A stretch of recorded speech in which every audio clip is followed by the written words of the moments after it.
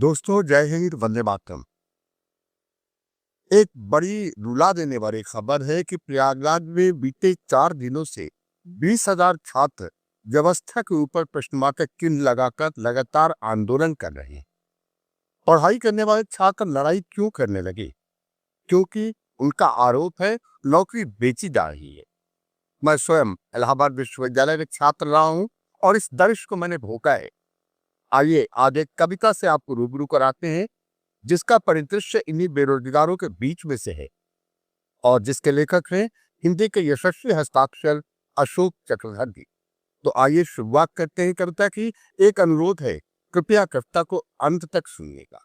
इस कविता का रचना संसार है एक ऐसे बेरोजगार का दर्द जिसे 15 सालों से रोजगार नहीं मिला।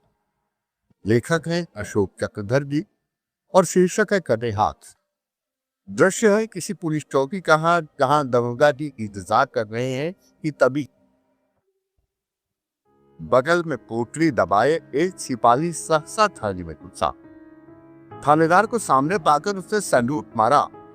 सैल्यूट के झटके से पोटली भिज गई और उसमें से गाढ़ी सी कत्थई बूंद रिस गई। थानेदार ने पूछा, ये क्या कपका रहा है? क्या कहीं से शरबत की बोतलें बाकर ला रहा है? सिपाही के किया या हुजूर, इसमें शरबत नहीं है, इसमें से तो कोई और ही चीज पड़ी है। कोई और ही चीज? अबे तो खून है क्या? क्या किसी मुर्गे की गर्दन मरोड़ दी या किसी मेमने की टांग की तोड़ दी? ऐसा है तो बहुत अच्छा है, हम पकाएंगे, खाएंगे, तुझे भी खिलाएंगे। सिपाही की ही आया, हुजूर, न पका सकता हूँ न खा सकता हूँ, मैं तो बस आग को दिखा सकता हूँ। इतना कहकर सिपाही ने मेज पर पोटली खोली। देखते ही थानेदार की भी आत्मा डोली। पोटली हुई से निकले किसी नौजवान के 2 कटे हुए हाथ। थानेदार ने पूछा, बता क्या है बाकी, क्या कहेश है? सिपाही ने कहा, हुजूर, रेलवे लाइन एक्सीडेंट का केस है। एक्सीडेंट का केस है तो यहाँ क्यों लाया? वही उसका पंचनामा क्यों नहीं करवाया? और 20% बॉडी यहाँ ले आया, 80% कहाँ छुड़ाया? सिपाही ने कहा, माई बाप, ये बंदा इसीलिए तो शर्मिंदा है क्योंकि 80% बॉडी तो जिंदा है। पूरी जात होती तो यहाँ क्यों लाता? वहीं उसका पंचनामा न करवाता। लेकिन गजब तो बहुत बड़ा हो गया। दोनों हाथ कटवा के वो खड़ा हो गया। ट्रेन गुजर गई तो मैं दौड़ा।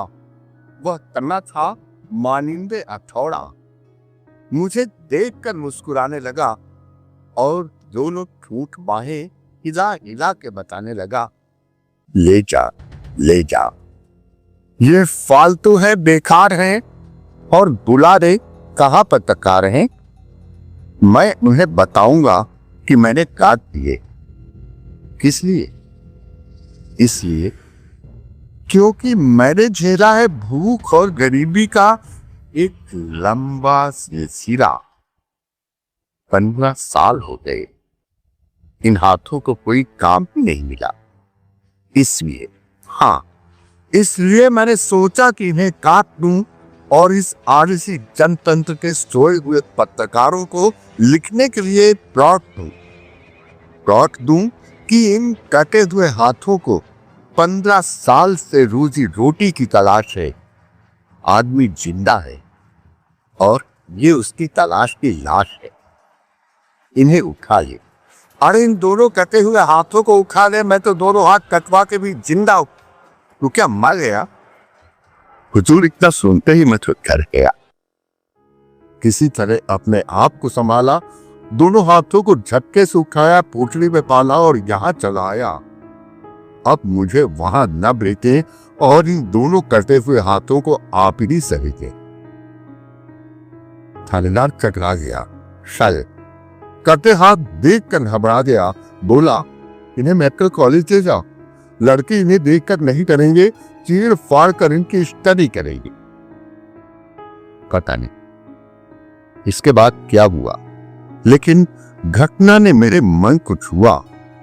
सच कहता हूं, अखबार में ये खबर पढ़कर मैं तो रो दिया। मैं सोचता हूं ये खबर पढ़कर तथाकथित बड़े लोग शक से क्यों नहीं डर गए। अरे आज एक अकेले पेट के लिए 2 आदमी कम पड़ गए। वह उकता गया झूठे वादों से, झूठी बातों से, वरना वह क्या नहीं कर सकता था इन 2 हाथों से।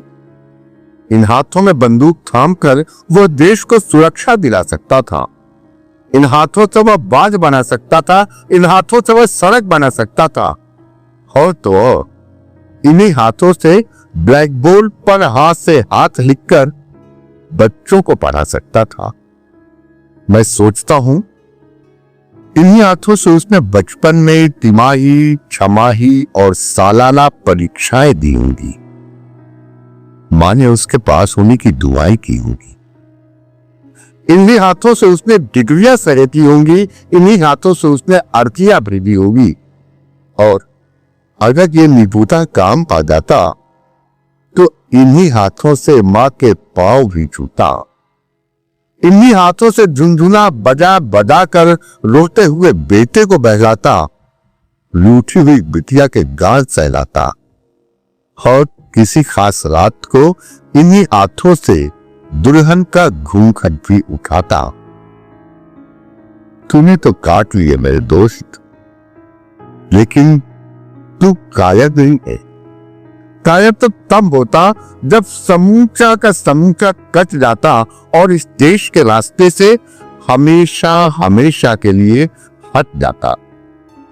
सरदार भगत सिंह ने यह बताने के लिए कि देश में गुलामी है, पर्चे बांटे, और तुमने यह बताने के लिए कि देश में बेरोजगारी है, हाथ काटे।